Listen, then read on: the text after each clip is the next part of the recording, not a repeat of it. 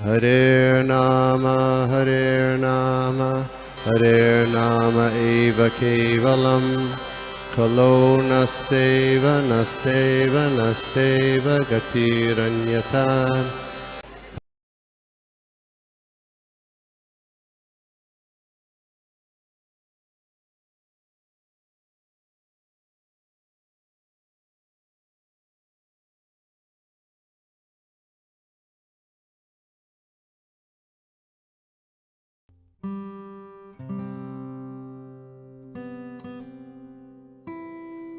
हरे कृष्णा।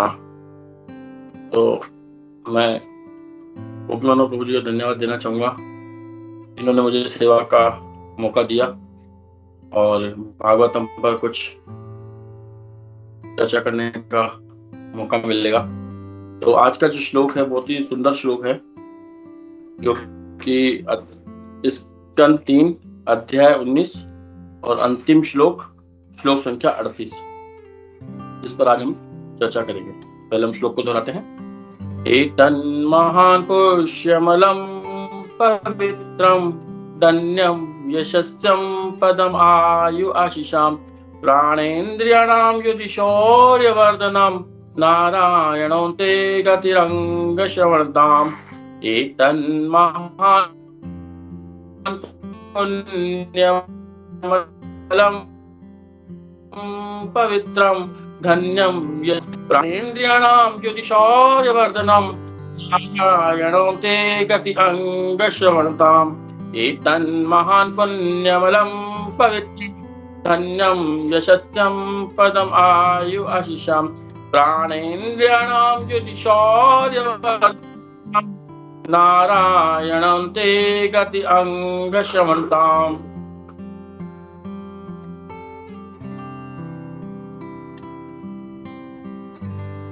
तो आज का श्लोक है श्लोकपाद जी।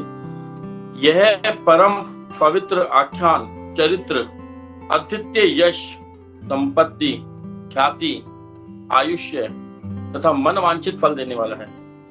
युद्ध भूमि में यह मनुष्य के प्राणों तथा कर्मेंद्रियों की शक्ति वर्धित करने वाला है। हे शौनक, जो अपने अंत काल में इसे सुनता है वह भगवान के परम धाम को जाता है।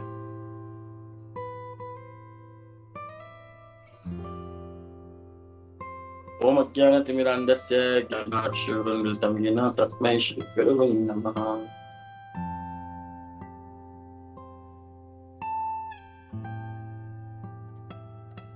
ओम करोति वाचां ओम लंघयति गिरिं तो अभी हम भागवतम की महिमा की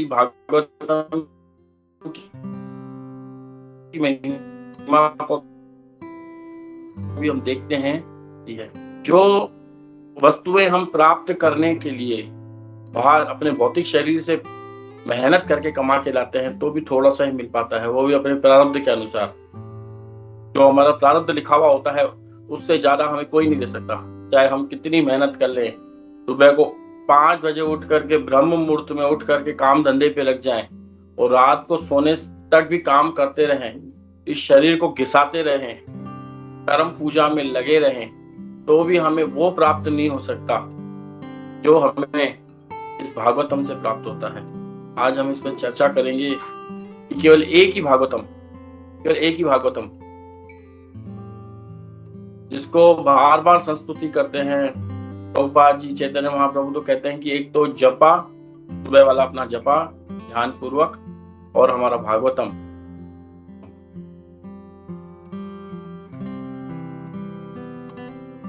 अगर ये हो जाता है तो हमें आध्यात्मिक गति में हो सकता। तो भागवतम इतना अच्छा है, अमल पुराण है ये भागवतम। और हर ये श्रुति फल भी देखो इसमें दिया हुआ है। कई लोग सोचते हैं कि भगवान की भक्ति करने से हमें कुछ नहीं मिलता, हमें कुछ नहीं मांगना चाहिए, भगवान का फल, भगवान की भक्ति करते हैं तो हमें कुछ नहीं लेना चाहिए, कुछ नहीं मांगना चाहिए, भगवान की केवल अनन्य भक्ति हमें करनी चाहिए, उनकी सेवा में लगना चाहिए, है ना। हम बिन मांगे भगवान हमको, देखो ये क्या है, केवल श्रवण मात्र से क्या करना है, श्रवण मात्र से और श्रवण से हमें पता पड़ता है कि जब सुत गोस्वामी इन शौनक आदि ऋषियों की सभा में जब आए थे वो सुत गोस्वामी, तब उससे पहले शौनक ऋषि आदि क्या कर रहे थे? तो यज्ञ कर रहे थे सारे, और यज्ञ कर करके उसमें से जो धुआं निकल रही थी, उस धुआं जो आंखों में जा रही थी, आंखें लाल हो गई थी बेचारों की सबकी, जितने भी 88,000 ऋषि बैठे थे। फिर उन्होंने को मतलब कई बार ऐसा होता है ना, कोई काम करते रहते हैं, रिजल्ट नहीं आता, कोई काम करते हैं रिजल्ट नहीं आता, परिणाम नहीं आता, और हम लगे रहते हैं तो उब जाते हैं और फेंक देते, हटा नहीं करना, वो फेंक देते हैं दूसरा, हटा नहीं आ रहा, मजा नहीं आ रहा, और छोड़ देते हैं। तो कई बार हम देखते हैं कि जो बच्चे मोबाइल भी देखते रहते हैं, वो सोचते हैं इसमें से टेस्ट मिलेगा, आजकल टिकटॉक आ गया है तो एक ऊपर नीचे खट खट खट खट करते रहते हैं। लास्ट में वो इतने दुखी हो जाते हैं, मोबाइल छोड़ देते हैं, नहीं चाहिए, थोड़ी देर के लिए, आधे घंटे के लिए हमको मोबाइल भी नहीं चाहिए। तो वैसे ही शौनक आदि ऋषि वो सोच रहे थे कि हमको इसमें से कुछ मिलेगा, और वो यज्ञ करते जा रहे थे, हवन घी यज्ञ कर, 10,000 सालों से, वो 1,000 साल से वो तपस्या कर रहे थे वहां पर, लेकिन रिजल्ट कुछ आ ही नहीं रहा था। क्यों? क्योंकि युग धर्म था नहीं, युग धर्म सतयुग का है, कलयुग का है। चेतन ये सुत गोस्वामी जी ने भागवतम जब सुनाना चालू किया तो उनको लगा कि अरे वाह, इससे अच्छा आनंद तो इसमें आ रहा है। तो जा करके पानी लेके आया और यज्ञ में डाल के बोला हरि बोल, अब वो भागवतम सुनने लग गए। और भागवतम जब वो सुनने लगे तो उनको क्या तो आनंद आया। और उसमें अब हर एक के बाद श्रुति फल बता रहे हैं इसमें कि हर एक चीज को सुनने से हमें क्या लाभ मिलता है, उसकी आज हम चर्चा करने के लिए, जो हम सुबह पहले आधा घंटा पौन घंटा गोपी मनोहर प्रभु जी कृपा से जो हम सबको ये भागवतम मिलता है, शिला प्रभुपाद जी कृपा हम कहें कि शिला प्रभुपाद जी ने जो हमें ये चालू करवाया है, और जो उनके भक्तों ने कैसे न कैसे करके बद्ध आत्माओं को और खुद को लगा करके भागवतम में सुनने लगाया जा रहा है, इसका परिणाम क्या होने जा रहा है ये हमें पता नहीं है, लेकिन इसका परिणाम जो होने जा, जो उन्नति की तरफ कहाँ जा रहे हैं, भगवत धाम की तरफ हमारे। क्योंकि हम देखो काम क्रोध लोभ, ये 3 द्वार होता है नरक के, हाईवे।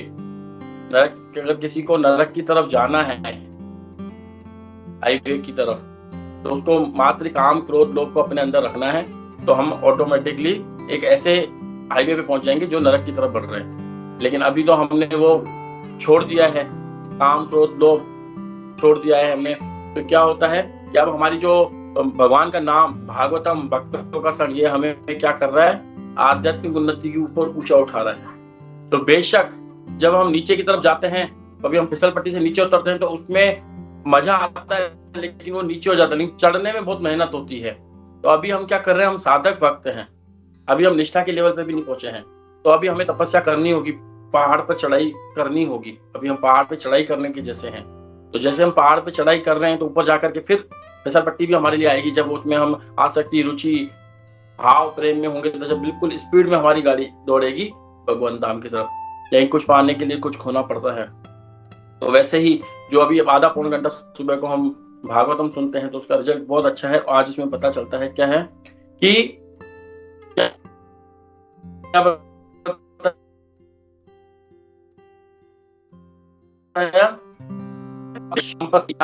आयुष्य तथा मन वांछित फल देने वाला है। युद्ध भूमि में यह मनुष्य के प्राणों तथा कर्मेंद्रियों की शक्ति को वर्धित करने वाला है। हे शौनक, जो अपने अंत काल में से सुनता है तो भगवान के परम धाम को जाता है। तो देखो, हमको भगवान ने 5 इंद्रियां दी हैं और 5 इंद्रियों के विषय भी दिए हैं। हमें कान भी भगवान ने दिए हैं। ऐसा नहीं है कि हम प्रतिदिन सुबह को उठ करके कान में कुछ डाल करके हमें कुछ नहीं सुना, ऐसा रह नहीं सकते हम। हमें कुछ ना कुछ सुनना होगा ही होगा।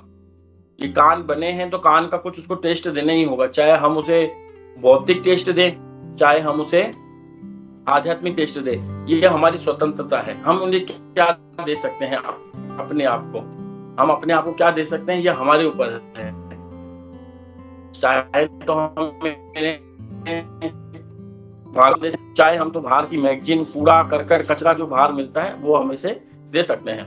तो बाहर भी बहुत कुछ चीजें हैं सुनने के लिए, करने के लिए, हम उन्हें दे सकते हैं। जैसे एक श्लोक आता है भागवतम का, श्रीमद् भागवतम का पहले अध्याय का, पहले स्कंद का 5वां अध्याय और 10 नंबर श्लोक, उसमें ये बताते हैं वो परमहंस क्या करते हैं, आध्यात्मिक रुचि लेते हैं। जबकि जो सभ्य मनुष्यों द्वारा जो चीजें त्याग दी गई हैं, जो सभ्य मनुष्य द्वारा जो वस्तुएं त्याग दी गई हैं, जिन्हों कूड़ा समझकर त्याग दिया गया है, वहां पर कौवे अपना तीर्थ स्थान बनाते हैं। वो कौवों के लिए तीर्थ स्थान होता है।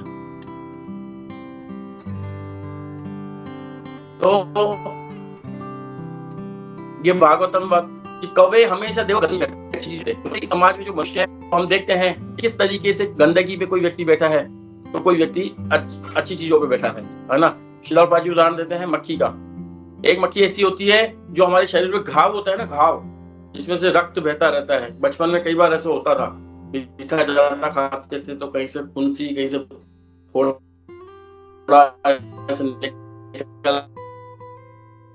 था, या भागते थे तो परेशान करती थी।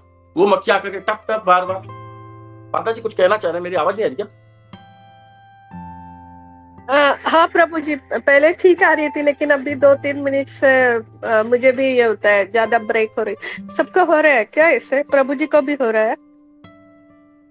Yes, Mataji, it is breaking. Yes, Mataji. Yes. Break हो रहा है। मुझे अच्छे से आ रही थी, अभी बहुत ब्रेक हो रहा है प्रभु जी। अच्छा, एक मिनट माता जी।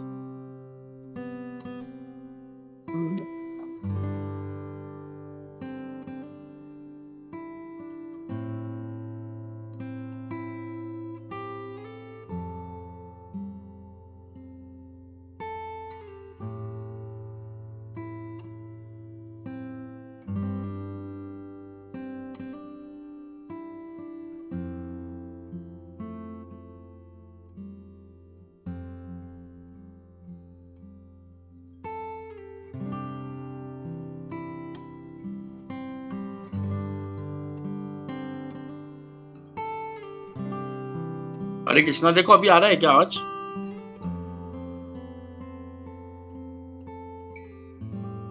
अभी तो ठीक है, सबको ठीक से आ गया आवाज? हाँ।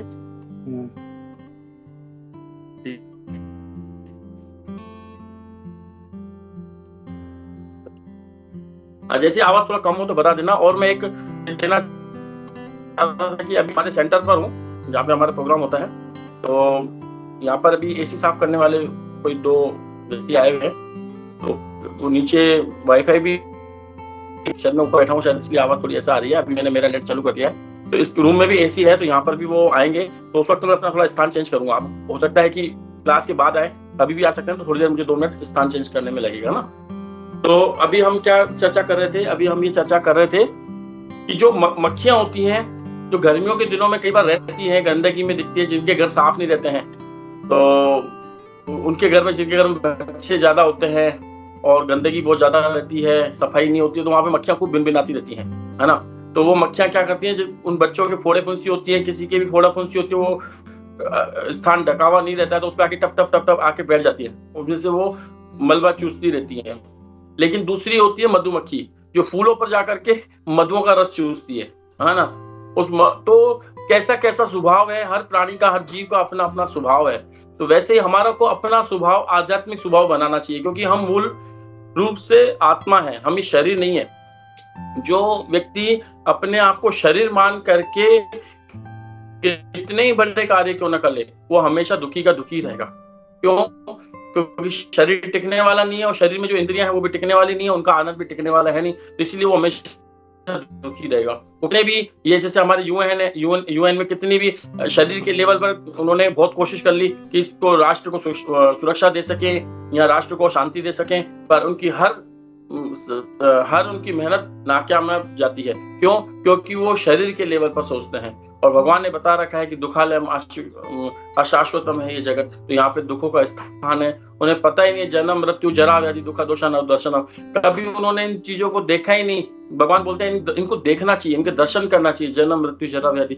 और वो जो बैठे हैं बड़े बड़े बुद्धिजीवी, वो इन चीजों को भूल करके हम जनता को प्रसन्नता देना चाहते हैं कि इस माध्यम से हमें इन्हें प्रसन्नता दे दे। हम इलेक्ट्रिसिटी ले आएंगे ना, तो देखो ये जितने भी प्रत्येक व्यक्ति है ना, वो प्रत्येक व्यक्ति खुश हो जाएगा। देखो इसके जीवन में उजियाला आ जाएगा। लेकिन जितने जितने हमको इंद्रियों की उत्तृप्त करते गए, उतने उतने हम ज्यादा दुखी होते गए।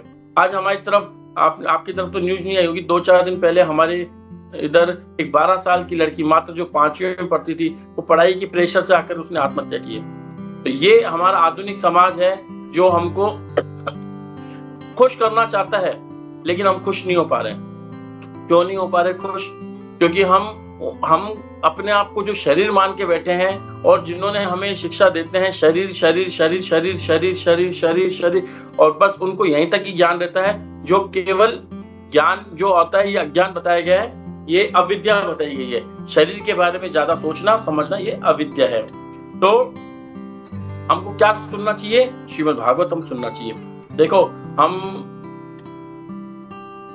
हम जब मार्केट में जाते हैं, आपके वहां भी कोई मार्केट होता होगा, जब माताएं निकलती हैं दिवाली के टाइम पर बहुत रश रहती है बाजार में और मार्केट रहता है, तो आप जैसे बाजार में निकलोगे तो आप जितने भी ग्राहक होंगे, जो दुकानदार होंगे, वो आपको अपनी तरफ आकर्षित करेंगे। आइए आइए मैडम आइए, हमारे यहाँ से लेके जाइए, देखो नया स्टॉक आया है, आइए आइए मैडम हमें आइए, ये हमारे पास जूते नए आए हैं, देखो आइए आइए नया सामान आया है, नया हम ये कॉस्मेटिक सामान लेके आइए, देख के जाइए एक बार। लेकिन जो ग्राहक होता है वो क्या करता है? वो बाजार में जाता है, लेकिन वो अपने उद्देश्य से जाता है कि मुझे कहाँ जाना है।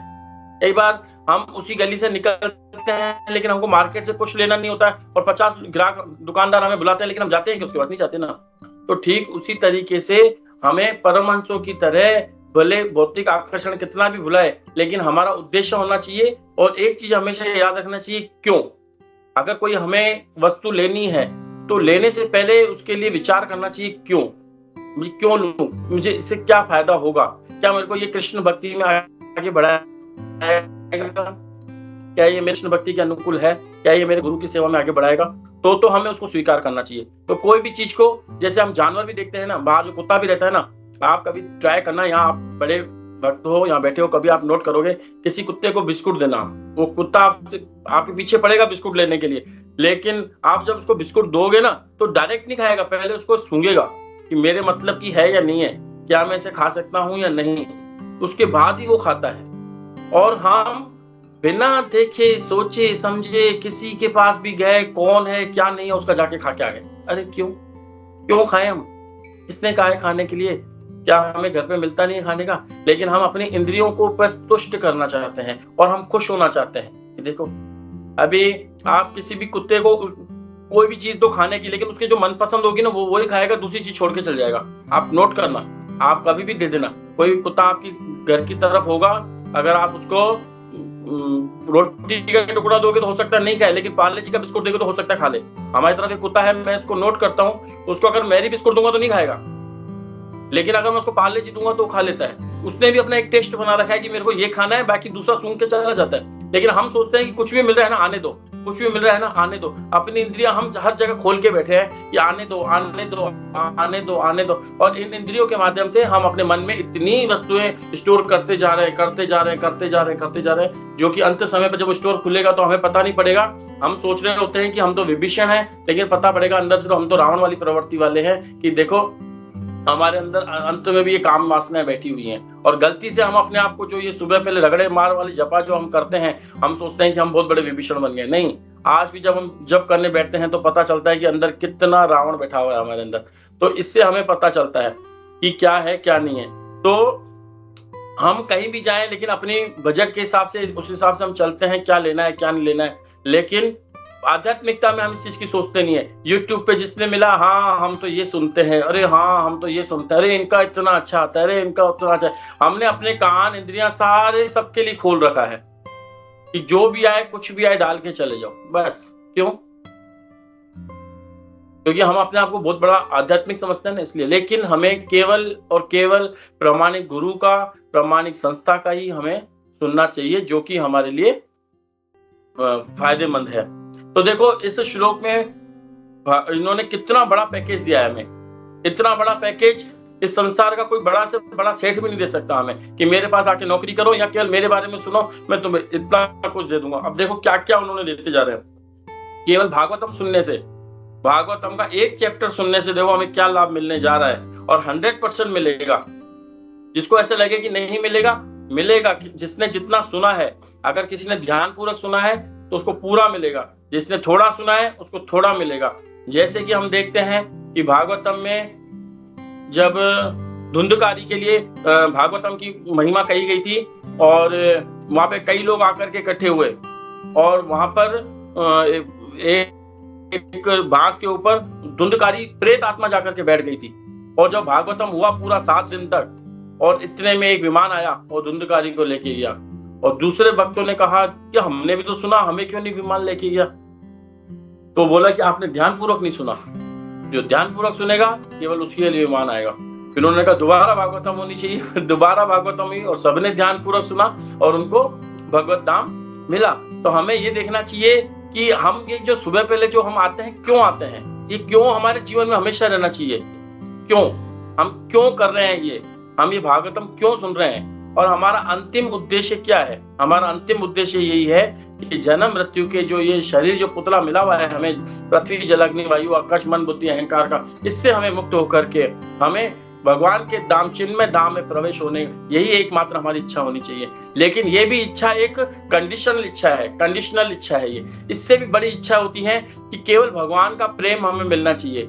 उस पर तो हम पता नहीं कब पहुंचेंगे, हमें पता नहीं है कि भगवान का प्रेम चाहे किसी भी कंडीशन में हो, चाहे हमें नरक में जाना पड़े, चाहे हमें इस पृथ्वी पर ही रहना पड़े, चाहे किसी जानवर की योनि में भी हमें चल जाए, लेकिन भगवान का प्रेम हमसे अलग नहीं होना चाहिए। ये बहुत उच्च अवस्था है, लेकिन अभी हम उस उच्च अवस्था पे नहीं है। तो हमें केवल इतनी इच्छा तो रखनी चाहिए, क्योंकि इच्छा के बिना हम रह नहीं सकते। भगवान के लिए हमारा प्रेम नहीं है।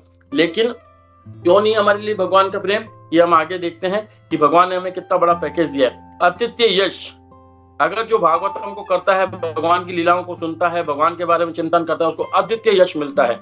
जैसे कि ध्रुव महाराज को मिला।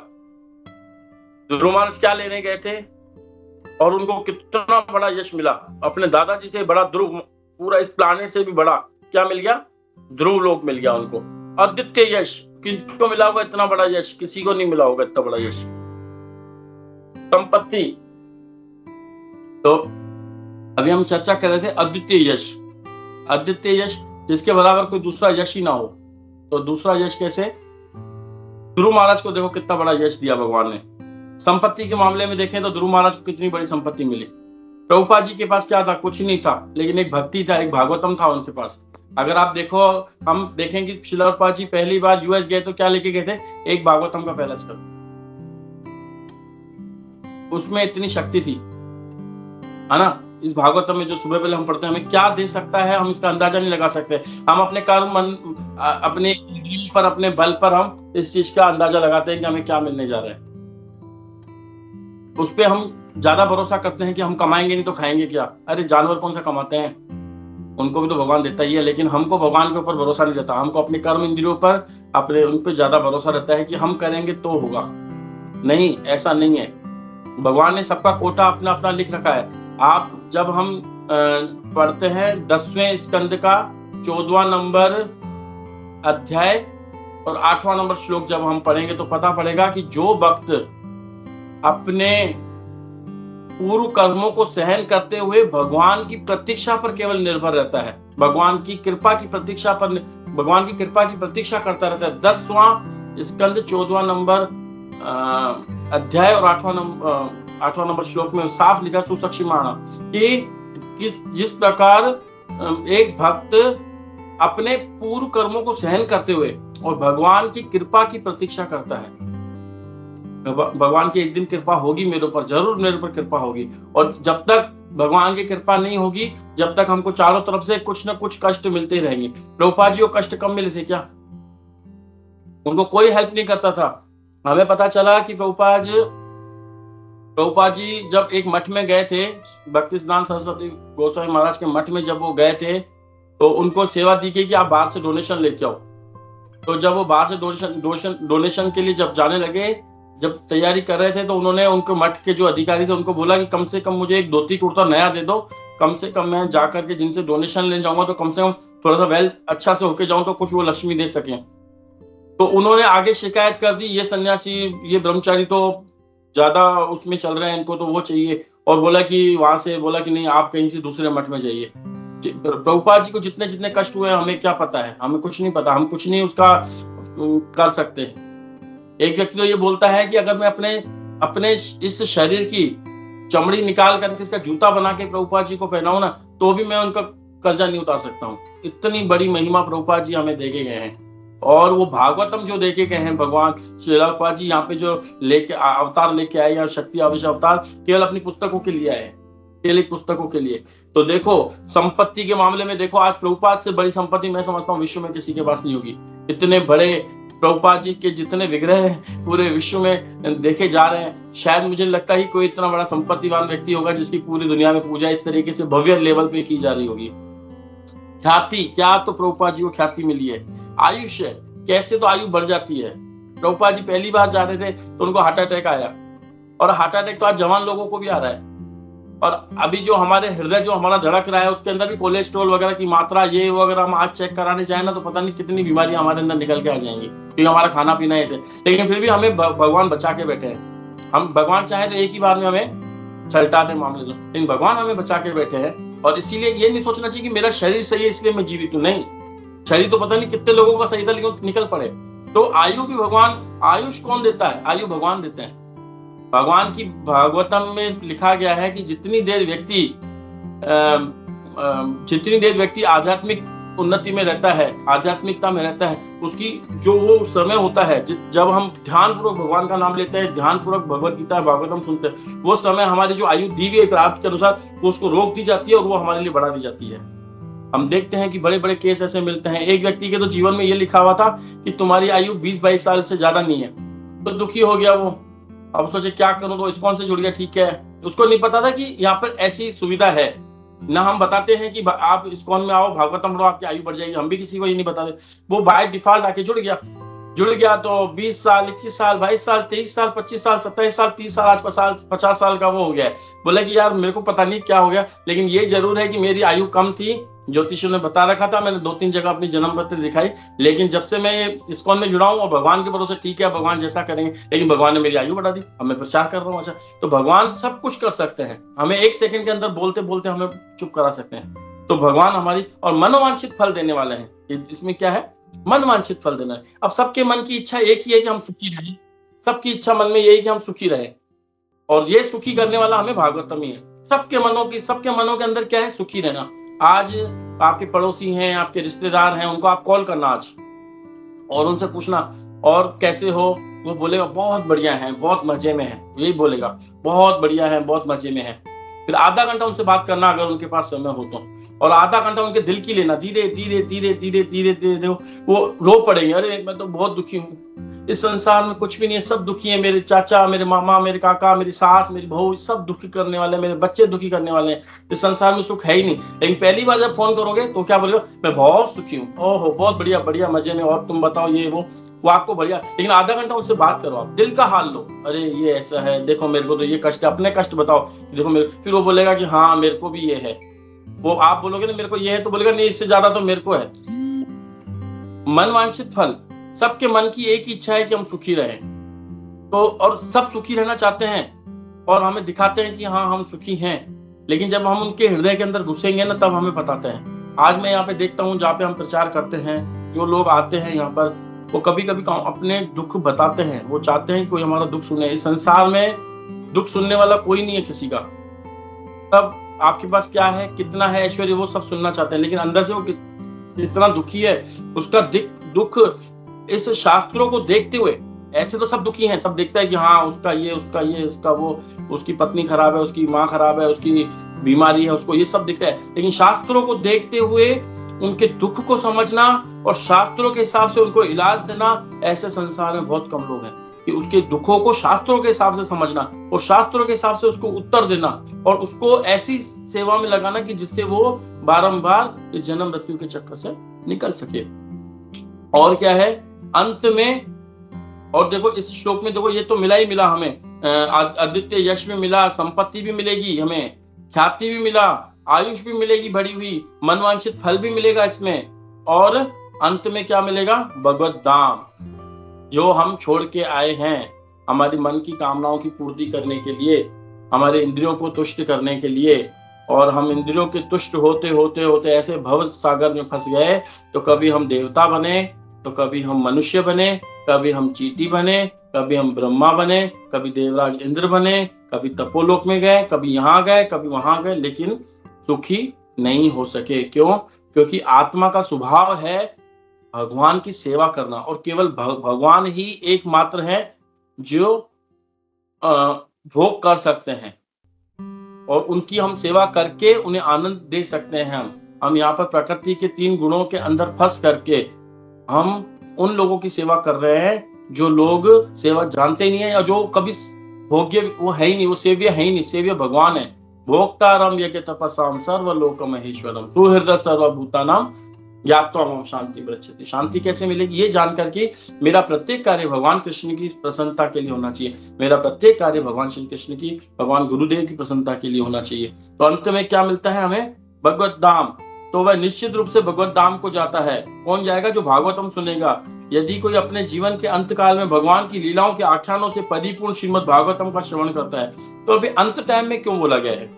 जो यहाँ पे भी क्या है, जो अपने अंत काल में से सुनता है वह भगवान के परम धाम को जाता है। तो अभी तो हमारा अंत काल है नहीं, अभी तो हम जवान है, अभी तो हम 30 साल के हैं, 40 साल के हैं, 60-70 साल की हमारी उम्र है, तो 20-30 साल बात करेंगे? नहीं, ये कलयुग है। कलयुग में कब उम्र खत्म हो जाए हमें पता नहीं है। और अंत वो होता है जब हमें महाराज परीक्षित को पता चला 7 दिन थे उसके पास, और उन्होंने जाके भागवतम सुनी। तो हमें पता नहीं है कि हमारा कब अंत हो जाएगा, क्या खबर किस दिन किसकी क्या आ जाए, पता नहीं है। तो आज का दिन जो हमारा है वो अंत दिन है। भक्ति विकास महाराज बताते हैं कि हर व्यक्ति को ये सोच के चलना चाहिए कि जो आज का दिन है मेरा वो अंतिम दिन है, बस कल नहीं होगा मेरे लिए। और जब कल हो जाए, सुबह को उठ जाए, तो फिर सोचना चाहिए ये भगवान ने मेरे ऊपर कृपा कर दी कि एक दिन मुझे और दे दिया, है ना। जैसे जैसे परीक्षा में हमारे 1 घंटे का टाइम टेबल होता है, और कभी कभी मैडम कृपावश बाय ग्रेस हमें बोलती है चलो 5-7 मिनट तुम्हें और दे रही हूँ मैं, कर लो। तो फिर उसमें एग्जाम में हम 5-7 मिनट में इधर उधर से बहुत मेहनत करके कॉन्सेंट्रेशन, जो लास्ट के हमको 5-10 मिनट मिलते हैं ना, उस वक्त हमारा ध्यान कहीं नहीं भटकता है। हमारा ये ध्यान में रहता है कि इस पेपर को पूरा करना है हमें। तो ठीक हमें ये सोचने चलना चाहिए कि आज हमारी 50+ उम्र खत्म हो गई, लास्ट के दिन में चल रहे हैं हम, किसी दिन भी हमारी तस्वीर पे हार चढ़ सकता है, क्योंकि ये आज का दिन हमारा अंतिम दिन है। और इसी दिन मेरे को ये अपना जप अच्छा करना है, भागवतम अच्छा सुनना है, बहुत ही आसक्ति से रहित होकर के, और अगला दिन जैसे मिले तो नहीं, भगवान ने कृपा करके आज का दिन हमें और दे दिया।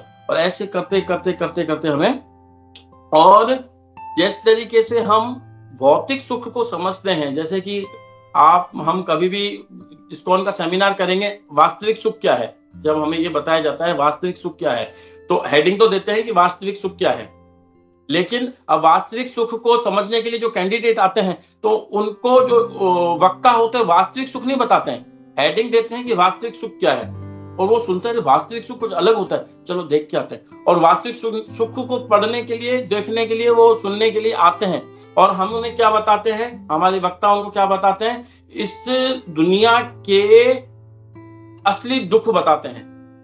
तो जब हम उनको असली दुख बताते हैं तो उनको ये संसार भी दुखी लगता है, और असली सुख हम उनको लास्ट में हेडलाइन पे दे देते हैं, इतना सा असली सुख है। वास्तविक सुख क्या है वो लास्ट में बताया जाता है, या अगले दिन बताया जाता है। तो पहले हम क्या बताया जाता है, इन दुनिया में, अपने इस भौतिक संसार में जितने भी दुख हैं उनकी जड़ों तक जाना, उनके अंत तक जाना, कि देखो कितने कितने असली दुख हैं संसार में, और इसके बीच में हम फंसे हुए हैं। जैसे कि एक स्टोरी आती है, एक राजा था, वो भागता जा रहा था, एक तो उसको पता चलता है कि एक उसके पीछे एक शेर पीछे पड़ गया है। तो पता पड़ता है शेर उसके पीछे पड़ गया है, तो वो भागते कुएं में गिर जाता है। कुएं में गिरता है तो उसमें एक पेड़ था, तो पेड़ पे लटक जाता है वो। आप सब भक्तों ने सुनी होगी स्टोरी। तो शेर आ जाता है ऊपर से। अब वो देखता है कि यार मैं ऊपर जाऊंगा तो शेर मुझे खा जाएगा, और नीचे देखता है, पानी की तरफ देखता है, तो एक बहुत बड़ा मगरमच्छ यूं मुंह खोले हुए रहता है। आजा भाई आजा, नीचे आजा। वो बोलता मैं नीचे भी नहीं आऊंगा। शेर ऊपर से मुंह खोले रहता, भाई आजा भाई आजा। वो बोलता है मैं ऊपर जाऊं तो ही फंस जाऊं, चलो मैं यहीं रुक जाता हूँ। यहाँ कैसे रुकेगा भैया, यहाँ पर तो एक काल सांप, कोबरा सांप उस टहनी पे लगा हुआ है, और यूं करके बिल्कुल किसी भी वक्त डस सकता है। और हमारे हाथ जैसे हम ऐसे पकड़े हुए हैं, जैसे हमारा हाथ छूटा तो नीचे मगरमच्छ रेडी है। अगर हम ऊपर की तरफ जाते हैं तो शेर रेडी है खाने को। अगर इनसे हम बच भी गए तो ये काल सर्प जो बैठा हुआ है, अकाल मृत्यु, ये कभी भी मुझे डस सकता है, तो मृत्यु होगी। अगर इस काल सर्प ने भी, अगर ये जो कोबरा है सांप, अगर इसने हमें ऊपर दया दिखा दी, नहीं भी हमें डसा, और हमने अपनी बाजुओं पर ज्यादा भरोसा कर दिया, हम नीचे नहीं भी गिरे और ऊपर नहीं भी गए, तो भी उस पेड़ की टहनी को, जड़ों को एक काला चूहा और एक सफेद चूहा टक टक टक टक काट रहे हैं, जो हमारे दिन और रात हैं, है ना। तो ये, और ऐसी स्थिति में क्या है कि एक ऊपर से मधुमक्खी के छत्ते से एक शहद टपकता है और हमारा मुंह यूं होता है, और एक टप आके गिरता है यहाँ पर मुंह पर, और हम सोचते हैं आहा कितनी बड़ी, अरे हम कितने बड़ी समस्या में फंसे हुए हैं वो हम देखते ही नहीं है। इसीलिए भगवान श्री कृष्ण बोलते हैं जन्म मृत्यु जरा व्याधि दुख दोषानुदर्शनम, इनके दुखों को दर्शन करना चाहिए, इनकी पढ़ाई करनी चाहिए हमें कि कैसे ये असली दुख है, इनसे हम कैसे बचे जाए। अरे हमारे पास बच्चा नहीं है, हमारे पैसे नहीं है, ये तो हम फिर भी कमा लेंगे जैसे भी होगा। तो उसी तरीके से भगवान श्री कृष्ण ने भी अपने धाम में जाने के लिए बताया कि वो नहीं बताया कि भगवान श्री कृष्ण ने कि मेरे धाम में इतनी सारी सुविधाएं हैं, वो नहीं बताई। उन्होंने ये बताया कि जिस धाम में तुम रहते हो, इस धाम को चमकने के लिए सूर्य की आवश्यकता पड़ती है, चंद्रमा की आवश्यकता पड़ती है, लेकिन मेरे धाम में सूर्य और चंद्रमा की आवश्यकता नहीं पड़ती है, क्योंकि हम भौतिक जगत में है ना, तो आध्यात्मिक जगत को हम समझ नहीं पाएंगे। तो भौतिक जगत के हिसाब से हमें वहां का लेवल समझाया जाता है। तो वैसे ही उसी तरीके से हम देखते हैं कि कौवों और परमहंस में भी क्या अंतर बताया गया है। तो कौवे जो होते हैं, कौवे क्या होते हैं, उनके अंदर भौतिक कामनाएं होती हैं। भौतिक कामनाएं मतलब अगर आप देखोगे इस संसार में, आप कहीं भी घूमने जाओ, आपके जहां भी किसी भी कोने में बैठे हो, तो आपको कबाड़ा दिखेगा, बाहर कबाड़ा। लोगों के घरों के बाहर भी दुकान जिन्होंने कबाड़े की खोल रखी है, उनके बाहर कबाड़ा पड़ा रहता है, कभी आपने देखा होगा। रात को भी बाहर रख के चल जाते हैं, और बाहर हर जगह पड़ा रहता है, बाहर कहीं ना कहीं पड़ा रहता है कबाड़ा, कहीं भी जाओगे आप तो कबाड़ा मिलेगा ही मिलेगा। लेकिन सोने की दुकान जो होती है वो बहुत कम होती है, सोने की दुकानें, और वो बहुत छुपा के रखा जाता है सोना।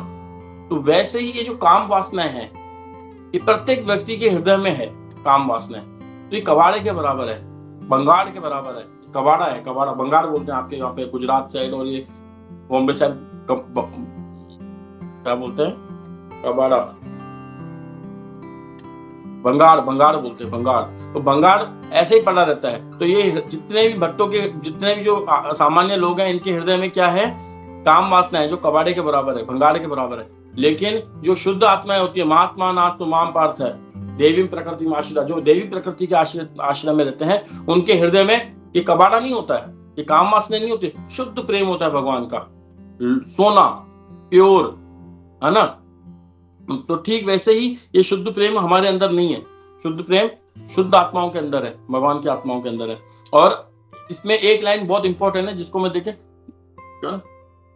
ऊपर से 1 2 3 4 5 6 7 8वीं नंबर लाइन, भक्ति करने का यही परम शुद्ध लाभ है। इसके ऊपर क्या है कि भगवान के शाश्वत धाम को जाता है। इस प्रकार श्रोताओं को जब तक वे इस भौतिक लोक में रहते हैं तब भी और अंतिम के समय में भी लाभ प्राप्त होता है। मतलब कि अगर अंतिम समय में भी हमें लाभ प्राप्त होगा, भगवान के धाम जाएंगे, और अभी यहाँ पर रह रहे हैं तो भी हम सुखपूर्वक रहेंगे, और भगवान जो हमारी आवश्यकता है वो हमें देंगे। चाहे उसमें यश भी होगा तो भी यश भी देंगे, संपत्ति अगर हमको जरूरत होगी तो संपत्ति भी देंगे, ख्याति की जरूरत होगी तो ख्याति भी देंगे, आयुष की जरूरत होगी आयुष भी देंगे, मन वांछित फल भी देंगे, हमें सब कुछ देंगे। और भक्ति करने का यही परम शुद्ध लाभ है। अच्छा, कोई व्यक्ति ये सोच सकता है कि हम भक्ति ही क्यों करें, हम ध्यान योग भी से भी कर सकते हैं, हम तो ज्ञान योग में भी जा सकते हैं। तो ये ज्ञान योग और ध्यान योग दोनों इस संसार में फंसाने वाले हैं। तो कोई व्यक्ति कहेगा कैसे फंसाने वाले हैं भैया, हम तो नहीं मानते इस चीज को। तो उसका उत्तर ऐसा दे सकते हैं कि जो ध्यान योग होता है, ध्यान और ज्ञान है, ये अकारांत पुल्लिंग होता है, आप समझते होंगे। एक होता है आकारांत स्त्रीलिंग, जैसे राम, तो राम से अकारांत पुल्लिंग, और रामा स्त्रियों का नाम के आगे आ आता है, रेखा आ, श्यामा आ, राधा हरा, है ना। तो मैं कह रहा हूँ, ये आप समझ गए ना मेरी बात को। ज्ञान और ध्यान अकारांत पुल्लिंग, ये शायद राजस्थान में हमको ऐसी पढ़ाई कराई जाती है, आप लोग इंग्लिश मीडियम में पढ़े हुए हो तो शायद नहीं समझा पाऊंगा मैं आपको। तो ए आता है जिसमें वो ऑलमोस्ट पुल्लिंग होते हैं, है ना। तो वैसे ही ज्ञान ये पुल्लिंग है, पुल्लिंग यानी कि मैन है, ये आदमी है। और जो ध्यान है ये भी आदमी है, मतलब पुल्लिंग है, आदमी है ना। और हम इसको यूं भी समझ सकते हैं, जैसे वो मैग्नेट आते हैं, चुंबक आते हैं मैग्नेट, उसमें एक हिस्सा धनात्मक होता है, ऋणात्मक, एक पॉजिटिव और नेगेटिव, धनात्मक ऋणात्मक कहते हैं। तो जब आप धनात्मक चुंबक के हिस्से को और धनात्मक चुंबक के हिस्से को दोनों को साथ लेके आओगे तो वो एक दूसरे को भगा देंगे, मतलब चिपकेंगे नहीं आपस में, एक दूसरे को दूर करेंगे, फेंकेंगे एक दूसरे को। जबकि एक ऋणात्मक और एक धनात्मक को लेके आओगे तो आपस में वो चिपक जाएंगे। कभी आपने चुंबक का किया भी होगा, गेम में बचपन में खेला होगा तो देखोगे, दो चुंबक लेके बैठोगे ना, तो दो चुंबकों में से दोनों हिस्से को एक बार ऐसे करोगे ना तो वो नहीं चिपकेंगे, फिर ऐसे उल्टा सीधा करोगे तो फिर वो चिपक जाएंगे। उसका एक धनात्मक ऋणात्मक, पॉजिटिव नेगेटिव ऐसे होता है। तो ठीक वैसे ही तो ध्यान योग है और जो ज्ञान योग है, ये क्या होता है, ये पुल्लिंग है। और इस जगत में हमको फंसाने वाली कौन है, माया। माया कौन है, स्त्रीलिंग। तो जब हम ध्यान योग ज्ञान योग में जाएंगे तो वो तो स्त्री है, माया देवी, माया रूपी स्त्री है, वो ध्यान योग को अपने कब्जे में ले लेगी। और लेकिन हम अगर भक्ति योग में जाते हैं तो भक्ति योग स्त्रीलिंग है, भक्ति स्त्रीलिंग है और उधर माया भी स्त्रीलिंग है। तो हम ध्यान योग ज्ञान योग में जाएंगे तो वो माया रूपी स्त्री हमारे ध्यान योग ज्ञान को पकड़ करके हमको फिर माया में गिरा देगी। लेकिन हम भक्ति मार्ग यूज करते हैं जो कि भक्ति स्त्रीलिंग है और सामने भी कौन है, स्त्रीलिंग है, भक्ति देवी और माया रूपी दोनों स्त्री है, तो वो हमें भगा देंगी, दूर दूर दूर हटो, मेरे से दूर हटो, मेरे से दूर हटो। तो ठीक इसी तरीके से हमें भक्ति योग को अपना करके आगे बढ़ना चाहिए। इसी के साथ में अपनी वाणी को यहीं विराम देता हूँ। और भी यहाँ पर एडिशनल पॉइंट्स देने वाले भक्त लोग हैं और किसी आपके प्रश्न हो तो वो उत्तर भी प्रश्न पूछ सकते हैं। यहाँ पे गोपी मनोहर प्रभु भी हैं, वो हमारी हेल्प करेंगे। हरे कृष्णा।